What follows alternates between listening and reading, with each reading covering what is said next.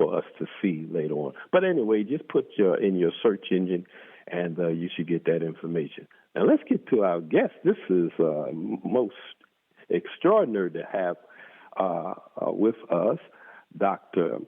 Akilah Mukarram and Dr. Tauheedah Bronner. Welcome, sisters, and glad to have you come on Pan-African and Reparations Affairs show. How are you doing this morning? I am doing well, brother. Hello. How are you doing? Can you hear me? Oh, I'm doing Brother great. Shabaka? Yes, can you hear me? Yes, sir, I can hear you. All right. Sister Tauheedah, can you hear me also? Yes, I can hear you. All right, great. I know that we were trying to have Brother Eric Phillips on from Caricom. I assume that there was much of a conflict and that he won't be appearing today with us. Is that correct? Well, I didn't hear back from him, so if he calls in, it's because he's squeezing it into his time. He has another conference that he's doing this morning, so I don't expect him to be on, but he may call in and surprise us. Who knows? Okay, well, we would welcome him, and we would like to hear what's going on in the Caribbean community. They have taken some strong stance in the past regarding reparations, and we support the efforts of what our people are doing wherever we happen to be in this hemisphere, because that's so important. But let me start off with you, Dr. Tauheedah, because you haven't been on. Dr. Akilah has been on a couple times, and I think that some people might remember her because she, even though we had technical difficulties, I think people were very impressed with what she presented to us then. But let's get you to have us say a few words about what you've been doing, your affiliation with ADN, and why you see that as a viable group in order to pursue reparations. Sure, thank you. And greetings to your listening audience. Thank you, Brother Shabaka, for having us on your show. So I am an ambassador of the Afrodescendant Nation and lead event organizer for our National Reparations Conventions. I'm also a board member of our non-governmental organization, NGO, which is a consultative status in the United Nations for reparations and emancipation. And so we fight for reparations on the international level under the leadership of the Honorable Salis Muhammad, who's been in this fight for many years, over 40 years, fighting for reparations for us. Go ahead. No, go ahead, please. I'm sorry for interrupting you. Oh, that's okay. So, I think that the National Reparations Convention is really a uniting force of bringing the reparations movement together, because it really hasn't been done. There's reparations task force popping up all over the country, and there's long-standing reparations organizations who have been in this fight for many, many years.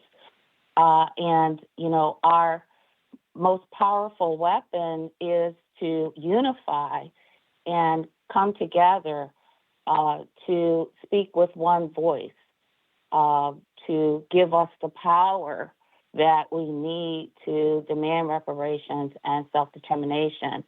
And so that is the primary driver for us as Afro-descendants. We want to bring together the organizations to come up with a unified plan for reparation. And the convention that we had in October at Georgia State University did just that. It brought over 25 reparations organizations across the country and delegates who came to the table to agree to pull their resources and efforts and organize on a common front to unify this movement. And so that feeling alone is so inspiring to feel the strength of what unity brings and fighting this battle together versus individually. So that's our goal, and that's why we are continuing to move around the country to do just that. Well, let me ask Dr. Akilah, and please, you feel free to add, Sister Tauheedah. But Dr. Akilah, since the convention, all right, there was a call, to deal with the a very recent town hall. I guess I call it a town hall meeting, although it was online webinar or what have you. Was the momentum that took place in October was such that it required the organization of that particular event, the online meeting that was just a few weeks ago, and if so, how would you gauge its success? Brother Shabaka, again, thank you for having us on. I appreciate you always being there by our side to get the word out for us. And I just want to make sure that I understood your question. Were you asking, did the convention in October precipitate the National Reparations plebiscite teach-in on right. the one that we just had? Are you saying that yes. Did that come out of the correct. convention? That is correct. And okay. what All would right. you consider its success, if any? Okay, you kind of blinked out just a little bit. You said, what was the success of the convention or the teach-in? The teach-in. Teach-in. My assumption is that the teach-in came out of the convention, and so how would you consider the success or describe its success? Well, thank you. There's a little noise in the background. Thank you. Okay, I would describe its success in that we are getting more organizations to partner with us and collaborate with us. That's what we want. Our conductor, attorney Malik Z. Shabazz, is working very diligently to go after the goal of getting at least 200 organizations on board with us. And we're setting out to do just that.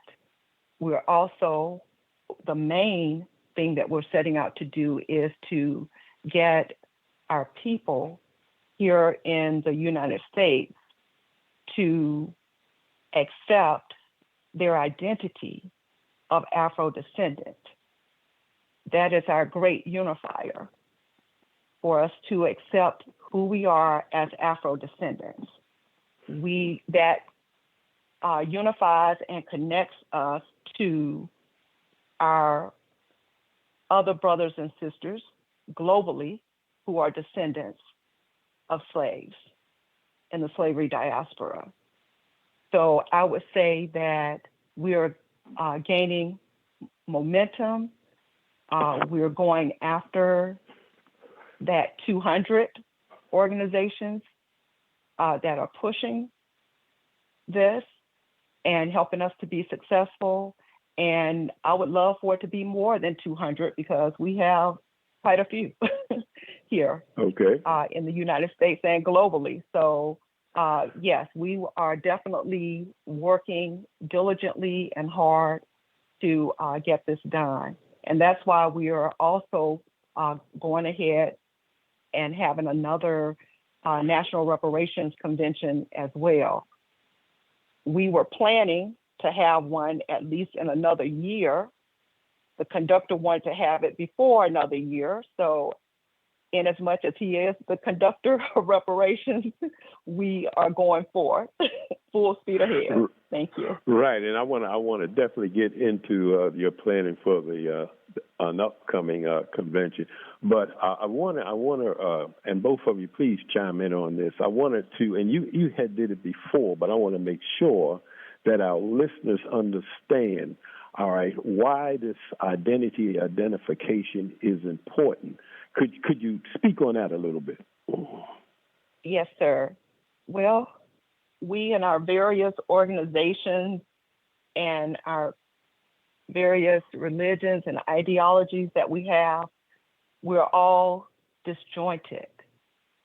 But we have something in common with each other, where we are all descendants of ancestors who were enslaved. So that classifies us as a particular people. And we need an identity as a people to go forward for reparations and our self-determination as a people. Mm-hmm. We can't go there disjointed in our various organizations. So we're not asking you to give up your organizations or how you identify yourself. We're asking you to accept your identity as Afro-descendant so that we can be identified as a people worldwide, globally. And this will be I feel, a shock to the world when we come together and unify on our identity of Afro-descendant. Just think of the power that we would have to make our own decisions and push things like, say, for instance, we may decide that, well, we don't want to support this company. And all Afro-descendants, our nation of people, Afro-descendants, will not support that particular company.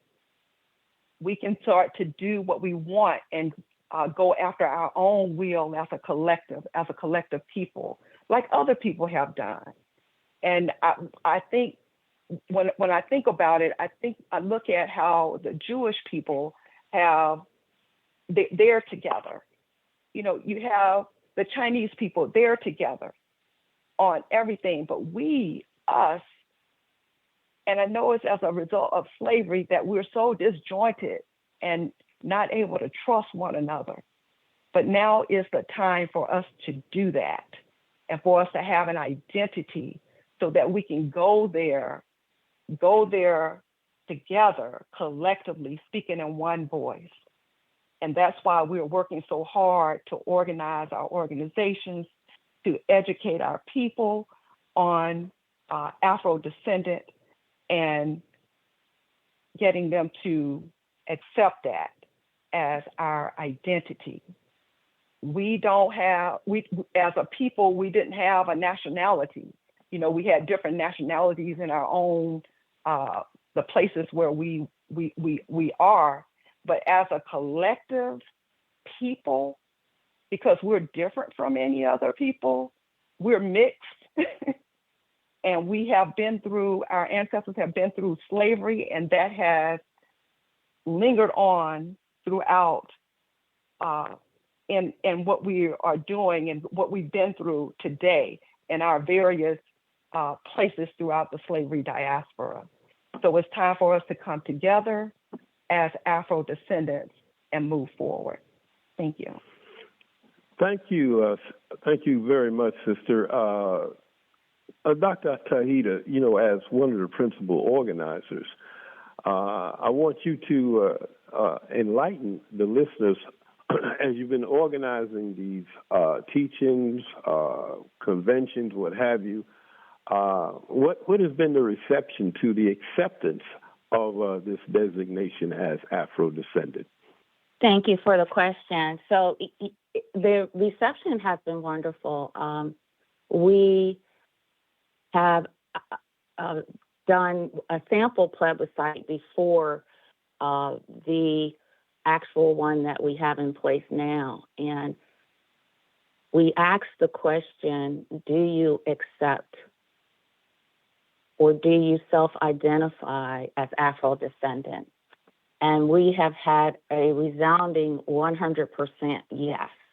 And that's because it is our common identifier, as Dr. Akilah said, is that I know as a Black woman here in America, that my identity or my most basic human right was severed as a result of plantation slavery. We lost our original identity. We lost our language, our culture, and our religion. And that's our basic human rights that are supposed to be protected for all people everywhere. But we're the only people who have no idea what our original language was, our culture and religion, that our ancestors spoke and practiced when they came over here, when they were brought over here in chains. And so, and I'll give you an example of that. I have a friend, he's an attorney who is from Ghana, and I've been to Ghana, and, he's hosted me there a couple times. And, the difference between him moving over here on his own to America and practicing as an attorney here, he raised two daughters, and he taught them from the time that they were children who they were, what their language was. They're not even allowed to speak English in their home. When they come home, they speak to each other in Ga, And I've tried to learn Ga, but it's very, very difficult for me to learn, and I don't even know that that's my original language. So what I'm saying is that what we lost as Afro-descendants is totally different from any other African who has who is a descendant of Africans. So we, as Afro-descendants, we were forcibly dispossessed from our homeland. We were transported here for the purpose of slavery. We were subjected to slavery for 400 years. We were subjected to forced mixed breeding and rape. And all of that culture that they can enjoy as descendants of Africans who came here voluntarily, we don't have that. And, I've heard the president say many times, we can put on as many African clothes as we want, but we're still not African. We're still have lost that pure identity of who we are. So we're reclaiming that through self-identifying now as Afro-descendants. We're experiencing ethnogenesis. We're reestablishing our mind or resurrecting our people who have lost our identity and due to 400 years of slavery. So our goal is to become recognized in the United Nations General Assembly as a sovereign state of Afro-descendants, which is our unifying foundation, who makes us who we are. So I hope I answered your question there. So, yeah, I think I got a good idea of what you mean, and let me use this opportunity to invite the listening audience who may also have a question or maybe a comment on what you just say. You can tune in at 205-417-7552 and talk to. We don't want this just to be a three-way conversation. All those who are listening, please join in. And of course, if you're dialing from outside of the U.S., you can use the same U.S. exchange of 205-417-7552. Just make sure that you use Skype. That'll definitely reduce your bill if you want to add to the conversation. Let me ask you this, and both of you, but let me start with you, Sister Tauheedah, because you mentioned about the destruction of language. And I'm only mentioning this because, I've seen some videos of people here who, in particular Suriname, in southern Suriname, there's a group of people of Africa, Afro-descendants, that have sustained not only a lot of African traditions, but even some of the language forms. I think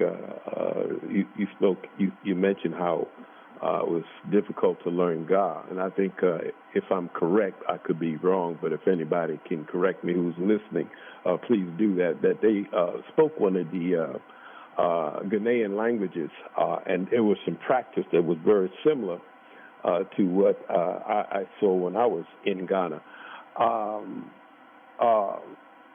And you could also talk about the Gullah Geechees off the South Carolina culture, which I have some ancestry, and there's been some broken English and some other dialects, but some of the practices were traditional, and some of it was Islamic, if I recall.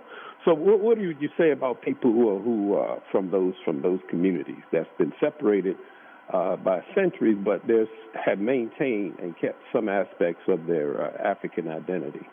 Anyone? Yes, we can reclaim it now, but it was still lost from us, and so we can learn it. We can try our best to reclaim our culture at this time, reclaim our languages, but it's different than being born and raised for hundreds of years speaking your own language. It's different. See what I mean? We can do our best to come together now under our nationality of Afro-descendant and try and learn our original languages and learn our culture and practice our religion, and seek it out. But it still doesn't erase the fact that we were completely destroyed through the loss of our identity for all those hundreds of years, and we're reclaiming it now. See what I mean? So yes, we should. And they're most of us just speak English, and we're happy with that. But all other Africans can come here and still speak to each other in their native tongue. And so that's the difference. That's what makes us Afro-descendant. Okay. Separate from people of African descent. See what I mean? Yeah, I've got you. Thanks a lot for that comment and explanation. I think we got a caller on 229 who may wish to join the conversation. Caller on 229, if you're still there, connected and can hear me, you are talking to Dr. Akilah Mukarram and Dr. Tauheedah Bronner. Please give us your question or make your comment. Yes, this is Lawrence Tunsil. I'm in Valdosta, Georgia. And first of all, let me thank you, Brother Shabaka, for having these great Afro-descendant women on this morning and giving us information that's sorely needed among Afro-descendants all around the globe. My question is, the term, the designation as Afro-descendants, I was under the impression it had its origin in the United Nations, and if that is true, when did this take place, and what was the process? Did Africans decide that's how we want it to be identified via the UN, whatever their designation is? And what do you say to people that say that we have become a new people here in America? And, of course, we've all observed some of the ad hominem attacks on continental Africans by some segments of the African Americans here, the Afro-descendants here in America. What do you say to people that take that position, that somehow there's an incursion on our efforts at self-determination by Africans coming from the continent to America and tapping into capitalizing on what is described by some as the work that Americans, Black Americans, have done over the years to gain some semblance of freedom from oppression. Dr. Akilah? Yes, sir. Okay, so can you hear me? Yes, go ahead, please. Okay, all right. And did you say Brother Lawrence? Yes. Okay, thank you. Thank you for your question, and hopefully I can shed a little bit of light on it for you. You had quite a bit in there, so thank you. Okay, so with the first part of the question being about how did the term Afro-descendant come about. So in 2002 in La Ceiba, Honduras, there were 19 Afro-descendant representatives from 19 countries. So this is us, Black people in the slavery diaspora. Of those 19 countries, from the U.S. was the Honorable Salis Muhammad and his wife, Queen Mashaki Muhammad, who was our lead counsel, Akilah Mukarram, Esquire. And Ida Hakeem was present there with them at the time as well. And they agreed that we would be Afro-descendants. Our lead counsel goes into like very detail of how that came about during our National Reparations Convention. So if you get a chance to go back and watch the YouTube to get all the details of it, that would be great. But so it was not white people or our oppressors that came up with this term Afro-descendant, which is our identity. So those 19 people that were there at this, and this was a UN-sponsored convening of us together.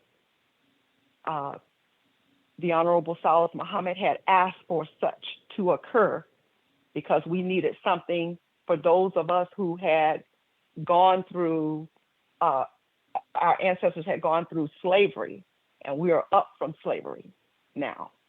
And so the UN did grant that and had sponsored these different convenings for these 19 countries.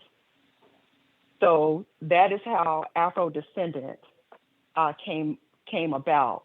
Now, the working definition for Afro-descendant came about because the Honorable Salis Muhammad said that, okay, we have our identity now, we need to give definition to it.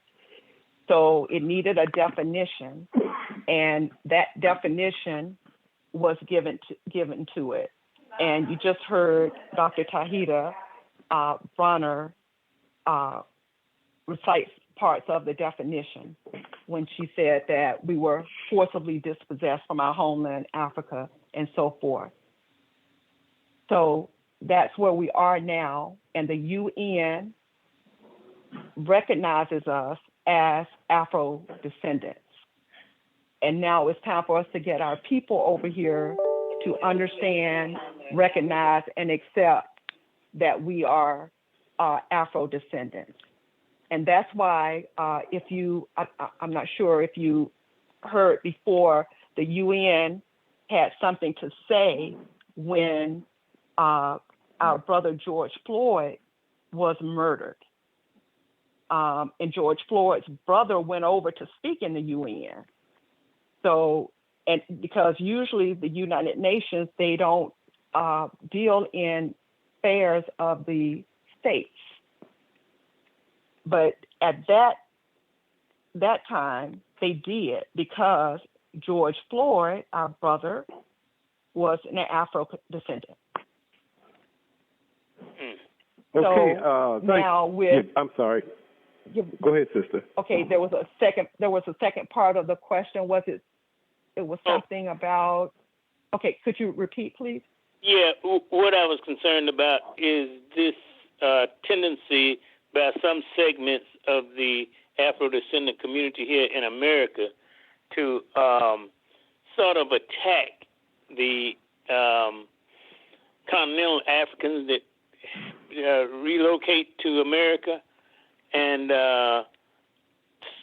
they, have a negative opinion of them coming here, and especially as it applies to reparations.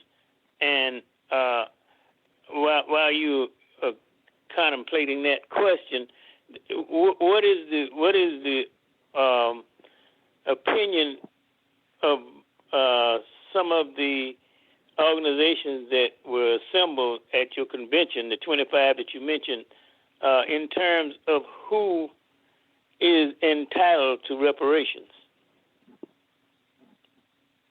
Okay, thank you, Brother Lawrence. So really, with us sticking to the definition, and I'm told that Brazil wanted to add something to the definition. That's why this is a working definition. If we see where we need to add something, we can do that because it's our definition for Afro-descendant as a collective. So with that said, those people that fit within that definition would be Afro-descendant. And like Dr. Tauheedah said about her friend that came here from Ghana,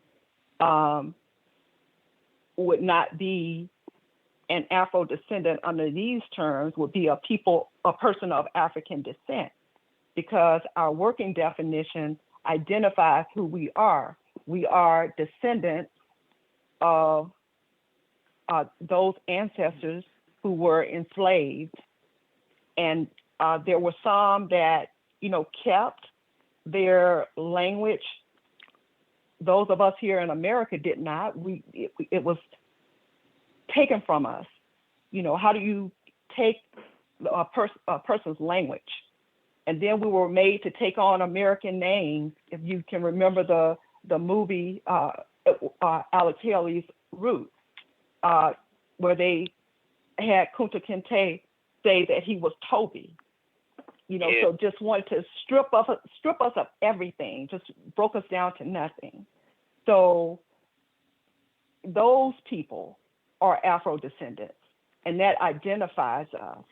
So if you don't fit that, then you're not an Afro-descendant to receive reparations based on that.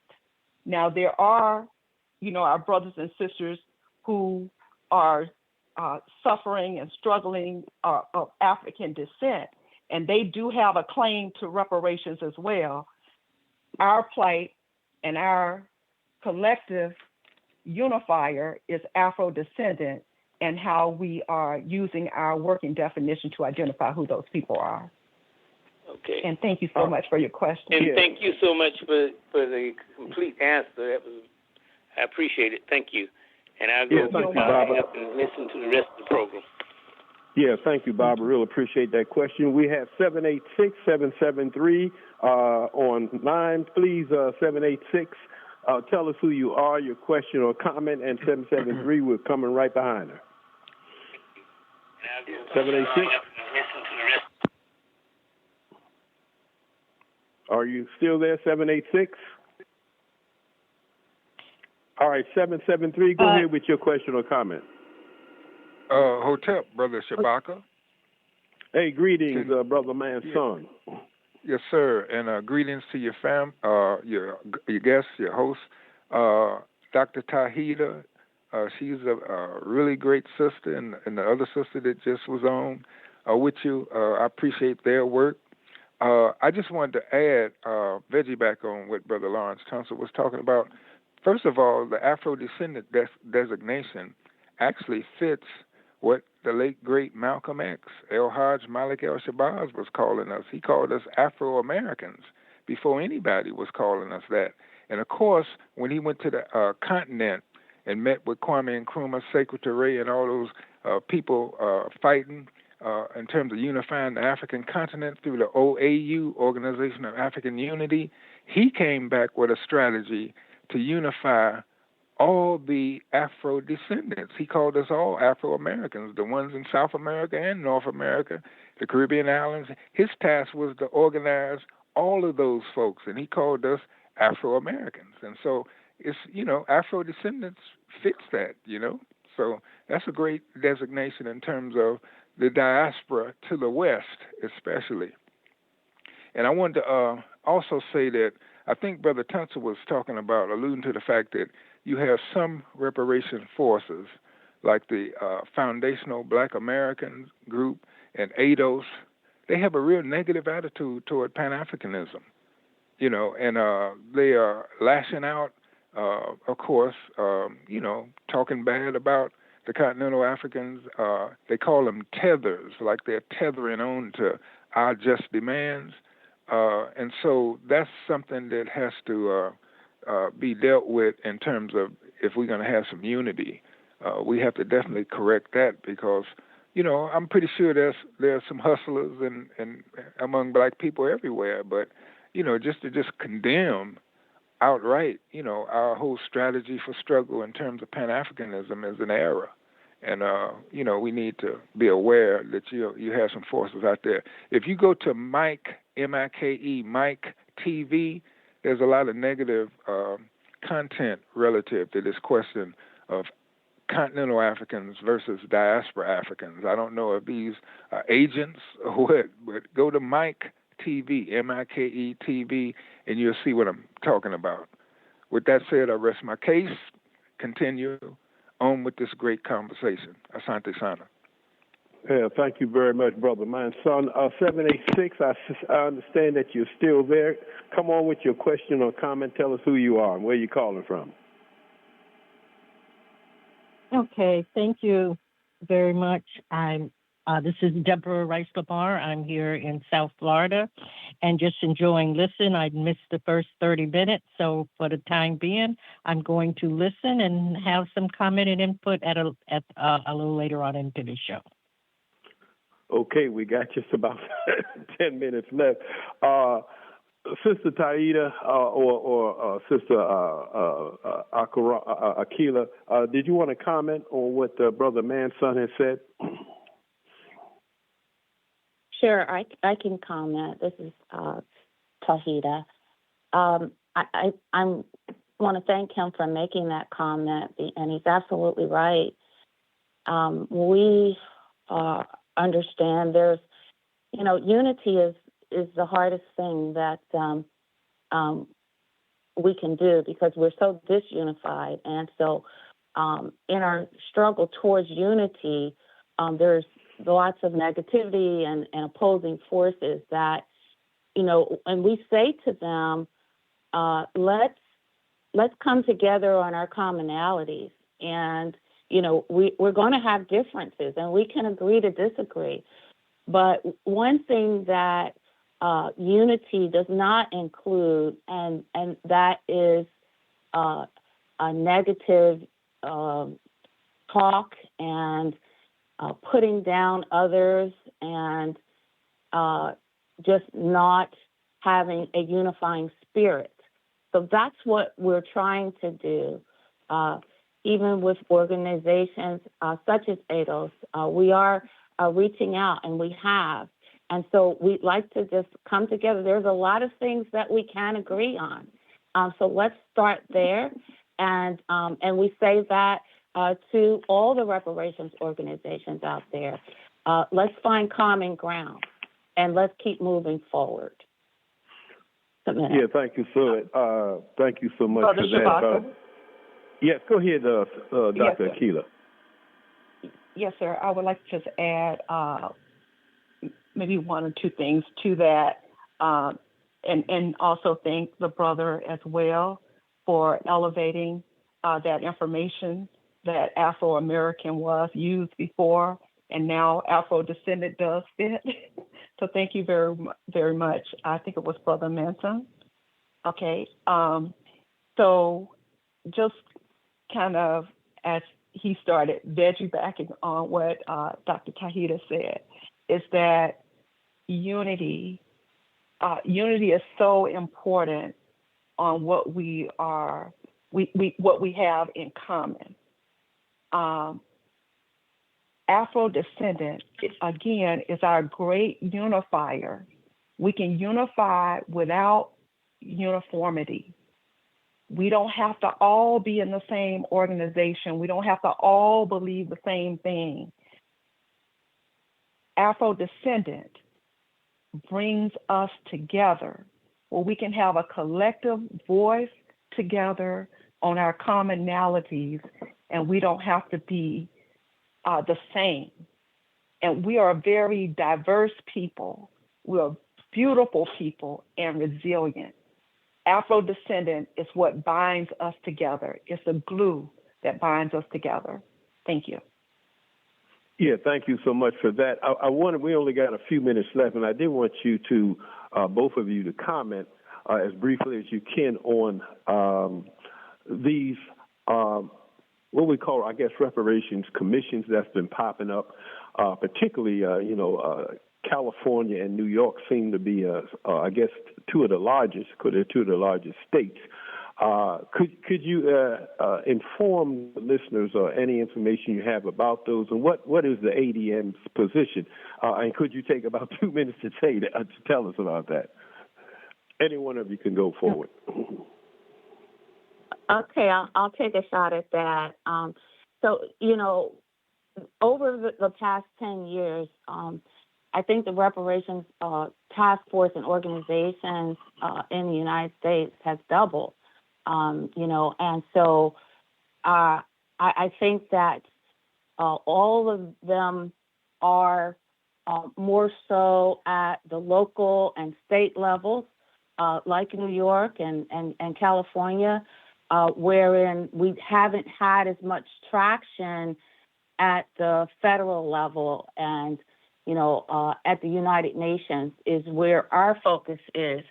So I think it's good from our perspective that the movement is growing on those smaller scales, but at the same time, we need to come together on and unite on the highest level, which is federally and globally, versus getting so-called piecemeal reparations that are really not considered reparations. We want full and complete reparations for self-determination.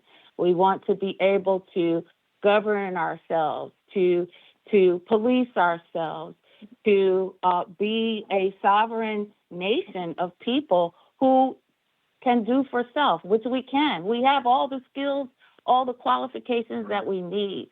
We just have to make it happen. So I'll submit that. I know we only have a few minutes left. Dr. Akilah, did you want to say anything about that? Yes, ma'am. Thank you. One minute, yes, Dr. Akilah. Go ahead, Brother Shabaka. No, 1 minute. Oh, 1 minute? Go ahead, quickly. please. Okay. Yeah.